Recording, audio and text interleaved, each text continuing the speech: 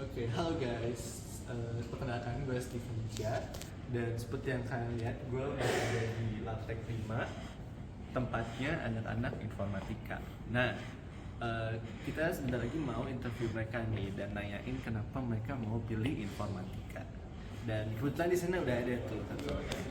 Langsung coba interview aja kali ya. Oke. Mas. Kenapa informatika?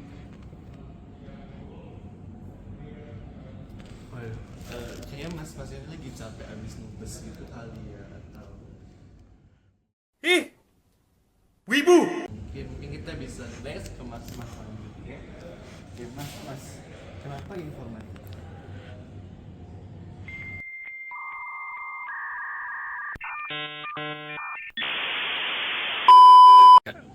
Oke, setelah 2 orang yang terakhir kita mendapatkan Zoom, mari kita langsung aja coba ke orang yang terakhir. Mas, kenapa informatika? Kenapa informatika? Karena menurut gua informatika tuh jurusan yang tenang, pelan, nggak terburu-buru gitu. Nggak kayak jurusan lain yang serba laprak dan praktikum, dan sementara di sini ya santai. Stop the cap. Stop the cap right now. Stop the cap. No bullshit, bro. Dan kenapa akhirnya memutuskan informatika? Ya bener kata Mars Hemiaf sih. Tugas yang berlipat bukanlah rintangan, lautan ujian sudah luar biasa. Dan setiap hari aku merasakan cinta di IF ini dan merasakan cinta juga sama teman-teman. Dan bener kata quotes legendary itu sih, bahwa informatika ini dilahirkan saat Pak Rinaldi sedang tersenyum. Dan bukan karena itu bukan pas saat lahir tersenyum itu, tapi juga setiap hari juga semua mahasiswa IF itu emang tersenyum, bersyukur karena IF ini ada di bumi ini gitu.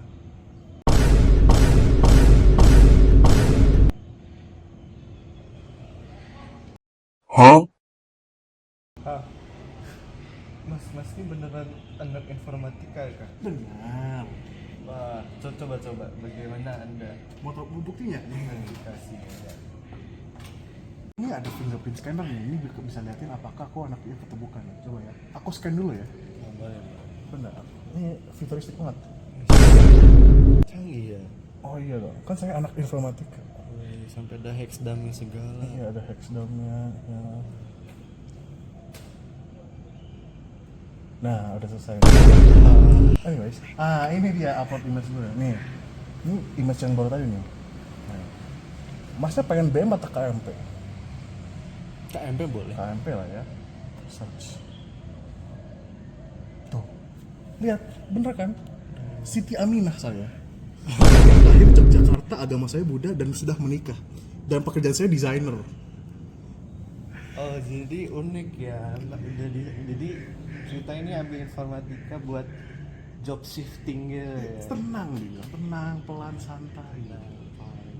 Masnya pengen tahu nggak ini gimana caranya? Gimana? Saksikan selanjutnya. Oke, pada awalnya kan waktu pengguna memasukkan fingerprintnya dalam bentuk BMP, nah BMP-nya itu kita ubah dulu menjadi binary, 1 atau 0, 1 artinya putih, 0 artinya hitam. Nah dari binary itu kita ubah jadi ASCII, dan dari ASCII itu kita ambil pattern. Nah patternnya itu apa? Pattern itu sebagai string yang kita akan gunain sebagai untuk masing-masing algoritma nanti untuk string matching. Nah, caranya gimana? Nah caranya itu kita ambil blok 30 x 8. Nah cara kita ubah ASCII itu agak berbeda dengan cara yang diterapkan pada referensi. Caranya itu adalah pada setiap row nanti untuk misalkan koordinat 0 kali 0, 0,0. Nah berarti karakter representasi dari binary tersebut itu 8 digit ke bawah. Jadi misalkan 8 digit ke bawah. Jadi akhirannya itu dimensinya itu misalkan di 240 kali 320, dimensinya akhirnya itu 240 kali 313. Kenapa 313? Karena 7 row terakhir itu kita nggak gunain karena kan kita kan butuh 8 digit kan. 8 digit binary untuk menghasilkan ASCII. Jadi misalkan di sini 0,0, berarti representasi ASCII-nya itu dari sini 0,0 ke 7 digit ke bawah. Nah ini kita jadiin ASCII sebagai representasi binary tersebut. Nah setelah dapat itu kita ambil blok 30K8 yang ngasilin pattern yaitu 30 karakter. Dari 30 karakter itu kita gunain untuk KMP, BM dan juga LCS. Nah, mungkin algoritma pertama yang saya jelasin itu KMP atau Knut-Morse spread. Algoritma KMP itu dia melakukan string matching dari kiri ke kanan. Jadi pada awalnya kita itu string matchingnya itu setiap row. Jadi gambar-gambar yang ada di database kita ubah jadi dalam bentuk ASCII. Nah, dari setiap row-nya nanti kita scan satu persatu gunakan string matching dengan pattern 30 karakter kita. KMP itu dimulai dengan preprocessing tabel LPS atau language prefix suffix, yakni tabel yang nge-contain dia kalau misalkan mismatch-nya di sini, dia harus geser kemana berdasarkan prefix sama suffixnya. Nah, setelah itu nanti dilakuin per row. Nah, kalau ada yang exact match, nanti kita dapetin sidik jari itu, habis itu di showing dengan KMP. Nah, kalau Boyers-Moore dia kan algoritmanya scan dari kanan ke kiri. Nah, kalau Boyers-Moore itu dia preprocessingnya ada dua tabel, yakni good suffix sama bad character heuristic. Bad character heuristic itu misalkan ada mismatch di sini, nah dia nggak perlu ngulang dari awal, dia di last occurrence-nya aja. Sedangkan kalau good suffix itu mirip kayak yang tadi, yang prefix suffix tadi. Oke. Kalau misalkan argumen KMP sama BM nggak berhasil atau nggak ada yang exact match 100%, kita gunain algoritma LCS atau longest common subsequence yang akan dijelaskan oleh teman saya nanti. Oke, saya akan lanjut penjelasan tentang algoritma LCS atau long common subsequence. Algoritma ini merupakan perbandingan dengan menggunakan if condition. Jadi di kasus ini kita hanya butuh panjang stringnya saja tanpa harus memiliki substring yang sama persis. Oke, jadi untuk penerapan keamanannya kita menggunakan teknik kriptografi namanya RSA. Di sini tuh kita terapin pas buat di database-nya. Jadi setelah database-nya di load, setelah di insert, setelah itu kita ada driver sendiri buat mengupdate database itu buat jadi ke yang setelah di enkripsinya. Nah, untuk RSA sendiri kan dia ada public key sama private key. Public key-nya itu buat enkripsinya, private key itu buat dekripsinya. Nah, jadi pas nanti datanya udah di load di awal, nanti jalanin drivernya buat nge-enkripsi data yang awal itu.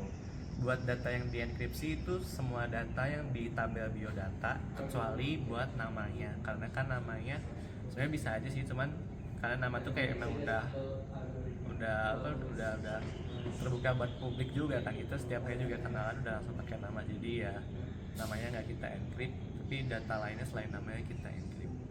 Untuk dekripsinya dipanggil pada saat dia udah ketemu aja, dia udah nyocokin nama yang di sidik jari sama nama yang di biodata. Kalau udah cocok, baru data yang di biodata itu di dekripsi buat ditampilkan di GUI.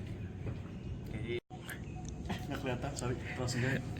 Nah, jadi kan di sini tuh konsepnya kan database ya, dan dimana konsep di sini tuh namanya tuh rusak di bagian yang ada biodatanya, dan itu tuh namanya jadi alay gitu kan. Nah, dengan nama alay ini kita harus pakai regex biar kita bisa dapat yang sama gitu kan. Kita punya nama yang aslinya nih. Nah, nama asli ini kita bikin pattern regexnya, terus nanti kita pakai pattern itu kita cari mana yang cocok gitu kan. Nah, pattern alay ini tuh ada 3 jenis.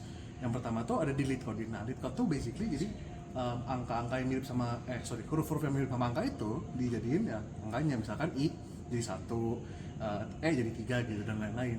Habis itu ada juga caranya yang dibesar kecilin. Jadinya misalkan mana m-nya kecil, a-nya gede, ya gitulah, di aneh-anehin gitu. Nah, terus juga ada yang dimampatin jadi kayak huruf vokal itu nggak ada. Nah, dengan konsep-konsep itu akhirnya kita bisa bikin pattern regex. Kita ada kelasnya gitu. Nah, kita masukin nama normalnya, habis itu kita bisa dapetin patternnya yang sesuai dengan nama itu. Nah, habis itu kita punya pattern regexnya, ya udah kita tinggal searching aja di database-nya. Nah, kalau GUI, Sekian dari kelompok kami, si #insomniacs. Terima kasih. terima kasih.